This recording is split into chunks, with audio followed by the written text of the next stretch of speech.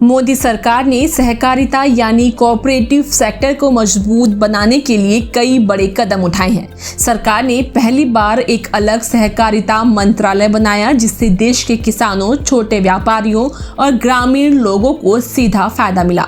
सहकार से समृद्धि के विजन के तहत सरकार ने गांव-गांव में सहकारी संस्थाओं को डिजिटल किया, प्राथमिक कृषि साख समितियों यानी पैक्स को मजबूत किया और किसानों को कम ब्याज पर कर्ज मिलना आसान बनाया। इन सभी कदमों से गांव की अर्थव्यवस्था को ताकत मिली और लोगों की आमदनी बढ़ी। सहकारिता मंत्री अमित शाह ने गुजरात के अहमदाबाद में पैक्स, किसान, सहकारिता से जुड़ी महिलाओं समेत कई लोगों से बातचीत की। देखिए ये पूरा वीडियो। हमने पशुपालन व्यवसाय को चूज किया तो उस टाइम पे लोग बातें कर रहे थे कि भैया ये लोग फैमिली बैकग्राउंड मतलब घूमने फिरने वाले लोग हैं, तो पशुपालन में कैसे ही टिकेंगे, तो साल 2 साल में शायद बंद कर देंगे। तो हम लोगों ने मैंने और मेरे हस्बैंड ने ऐसा काम किया सर कि गांव लोग भी सोचने लगे कि भैया हम लोग तो ये सोच रहे थे कि लोग कुछ नहीं कर पाएंगे, तो ये लोगों ने सच में साबित कर लिया कि पशुपालन व्यवसाय में ये बहुत आगे जा सकते हैं। तो उन्हीं लोगों ने मुझे अजरपुरा डेयरी कोऑपरेटिव सोसाइटी की अध्यक्ष के रूप में चुना। आपके पास कितने पशु है? सर मेरे पास 80 पशु है। 80 पशु है। हाँ। और अजरपुरा डेयरी कोऑपरेटिव सोसाइटी के अध्यक्ष रूप में चुना गया और मैं मेरे जैसी कितनी बहनों को आज प्रोत्साहन देती हूँ कि भैया अब लोग घर में से बाहर निकलो, फ़ोन में ज़्यादा आप अपना टाइम ख़राब कर रहे हो, इससे पहले आप उसे खा जाओ। और पशुपालन के साथ साथ में उनको मैं यही सुझाव देती हूँ कि अकेले पशुपालन के ऊपर निर्भर नहीं रहना, इसके साथ आपको अलग एक्टिविटीज़ भी करनी पड़ेगी, आपको इंटीग्रेटेड होना पड़ेगा। तो इसके साथ जैसे मैं गोबर से बहुत सारी प्रोडक्ट्स बनाती हूँ, मशरूम फार्मिंग भी करती हूँ, हनी बी कीपिंग भी करती हूँ और SCG भी चलाती हूँ, जिससे बहनों को साथ जोड़ के मैं एक हनी बी कीपिंग का ग्रुप भी चलाती हूँ जो NDDB और अमूल की सहायता से बना है सर। और यही सब एक्टिविटीज़ के लिए आप श्री के द्वारा ही मुझे Indian dairy association west zone का अवार्ड भी मिला है सर। और मेरी ये उपलब्धि यही है सर कि यही व्यवसाय की वजह से मुझे आपके सामने दोबारा बोलने का मौका मिला है।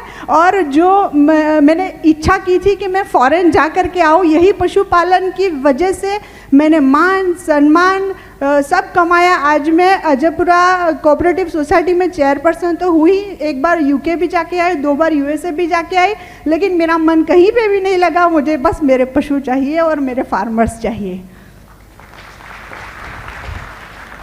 पहले तो मैं नरेंद्र मोदी जी को तहे दिल से शुक्रिया अदा करना चाहती हूँ, क्योंकि एक सहकारी मंत्रालय जो कि आपकी अध्यक्षता में जो शुरू किया है, तो उसकी वजह से जो है तो कोऑपरेटिव को एक अलग ही बूस्ट मिल गया है सर। और आज मेरे लिए एक बहुत गर्व की बात है कि मैं उसी आनंद जिले से हूँ जहाँ पे त्रिभुवन दास पटेल यूनिवर्सिटी का लोकार्पण किया गया सर। पार्लियामेंट में त्रिभुवन काका के नाम का बहुत विरोध किया था कांग्रेस ने, और मैंने जमकर खिंचाई की थी कि इनके नाम से ही होगा। ताली बजाई थी सर उस टाइम पे भी मेरी आंख में ऐसे ही आंसू आए थे। आप अकेली नहीं है, पूरे गुजरात की महिलाएं त्रिभुवन काका को आशीर्वाद देती हैं। बहुत बड़ा काम हुआ है कि इनके नाम से यूनिवर्सिटी बनी है, और इन्होंने जो सच्ची कोऑपरेटिव की नींव डाली थी, इसके कारण आज गुजरात की 36 लाख महिलाएं 80,000 करोड़ का व्यापार कर रही। 80,000 करोड़। ये जो बहनें यहाँ कह रही ना 1 करोड़ का मैं दूध भरती हूँ, मैं 15 लाख का दूध भरती हूँ, 20 लाख का, ये त्रिभुवन काका न होते तो कभी न होता सर। मध्य प्रदेश धार जिले से नालछा से आई हूँ। मैं किसान हूँ और मैं सोसाइटी में सदस्य बनी हुई हूँ। किसान कार्ड अब मिला हुआ। मैं कृषि का काम ही करती हूँ, खेती करती हूँ और आंगनबाड़ी चलाती हूँ। तो खेती में पहले मतलब थोड़ा ज़्यादा ये नहीं होता था, पहले खाद भी, अब नए युग का नए हिसाब से हम कर रहे हैं। अभी मेरे को लोन भी मिलता है सोसाइटी से बिना ब्याज पे, और मल्चिंग बिछाना या ड्रिप लगाना, इससे खेती करती हूँ। मेरे को बिना ब्याज पे लोन भी मिलता है सोसाइटी से। और उससे मेरे को फायदा बहुत हुआ है। जैसे मल्चिंग में कामकाज कितना बढ़ा आपका? मेरा पहले से यूं समझ लो कि 75% बढ़ गया है। बढ़ गया है? हाँ, 25 से 75 हो गया है, क्योंकि उसमें अपन दूसरे आसपास वालों को मालूम पड़ता है? आसपास वालों को भी मालूम होता है। मेरा भाई भी है, वो हम मतलब वैज्ञानिक तरीके से ड्रिप लगा के करते हैं। गेहूं पहले गेहूं चने बोते थे, अब गेहूं चने कम कर दिए। नई चीज क्या जो अभी क्या बोया है? अभी टमाटर लगे हुए खरीफ में क्या बोया है? अभी सोयाबीन भी बोया है, सोयाबीन बोया है, मक्का भी बोई है। फिर अपने अब मक्का सरकार खरीद लेती है एमएसपी पर, मालूम है आपको? हाँ, खरीदते हैं ना। कौन खरीदता है? हम मंडी पहुंचाते हैं सर। हैं? मंडी में भेजते हैं और सोसाइटी में भी पहुंचाते मंडी को मत भेजिए आप। 2 संस्था हाँ। है भारत सरकार की, जी ऐप पर आपका रजिस्ट्रेशन करा दीजिए। जी। वो रजिस्ट्रेशन करने से आप एकदम सेफ हो जाएगी इस हाँ। दृष्टि से अच्छा। कि एमएसपी के रेट से मक्का वो खरीदने के लिए आपको गारंटी दे देंगे। अगर मंडी में उससे ज्यादा बिकता है, हाँ। ज्यादा रेट से बिकता है, तो आप बेचने के लिए मुक्त हो। मंडी में रेट गिर जाएगा तो भारत सरकार उसी रेट से खरीद लेंगे, सीधे खरीदेंगे। हाँ, आपको हाँ। कोई चिंता करने की जरूरत नहीं। हाँ, आपके बस स्टेशन पर आकर वो आपका मक्का उठा जाएंगे। तो आप सभी मक्के के किसानों को और दलहन के किसानों को ये कह सकती हैं कि भारत सरकार 100% मक्का और दलहन 2 चीजों पे दादा दो चीजें खरीद लेगी। खरीद और वो तभी खरीदेगी जब आप वो ऐप पर रजिस्टर कर लोगे। रजिस्ट्रेशन करवाएंगे।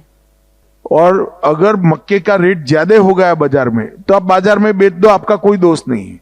कम हो गया है तो सरकार खरीद लेगी।